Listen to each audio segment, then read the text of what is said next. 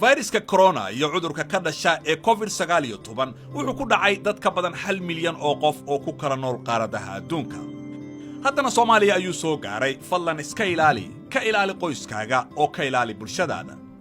calaamadaha ugu badan ee aad ku garan karto waa qufac qallalan, neefta oo ku dhibta, qandho daran, laakiin dadka qaar halis weyn ayay ku tahay, gaar ahaan duqeyda iyo kuwa horay u xanuunsanaa.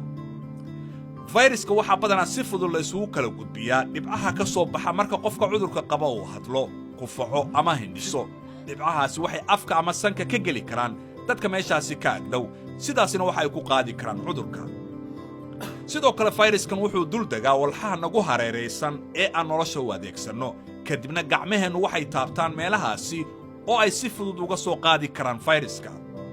si aanay taa u dhicin, waa inaadan taaban indhahaaga, sankaaga iyo afkaaga ilaa aad gacmahaaga saabuun iyo biyo ku dhaqdo. markaaad qufacaysid ama aad hindhisaysid, afkaaga ku dabool laabatada suxulka ama isticmaal istiraasho, kadibna ku tuur qashinka. sida ugu fiican ee looga hortagi karo faafidda fayraska waa in had iyo jeer aad gacmahaaga si fiican ugu dhaqdid biyo iyo saabuun ugu yaraan 20 ilbiriqsi. ka fogow dadka ugu yaraan 1 mitir ama in ka badan. dadka gacanta ha ku salaamin.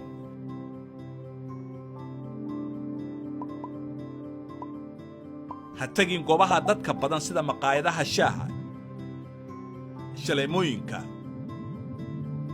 garoomada kubadda iyo hoteelada. guriga joog haddii aysan xaaladaada caafimaad fiicnayn. haddii aad ka shakiso inaad la kulanto qof qaba cudurka COVID-19, waa inaad guriga joogtaa muddo 14 maalmood ah.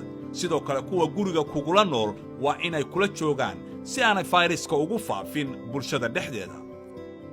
haddii aad dareentid in neeftu ay ku dhibayso, fadlan wac nambarka caawinta dawladda ee 449. la soco oo raac tilmaamaha hay'adaha caafimaadka dalka iyo habraacyada ay dawladdu u soo saarayso sida joogtada ah. cudurkani waa dhab, waa xaqiiq jirta, ma laha dal gaar ah ama cimilo u gooni ah. waa laga hortagi karaa, balse daawadiisa weli dunida ma soo saarin. si wada jir ah ayaan uga adkaan karnaa fayraska.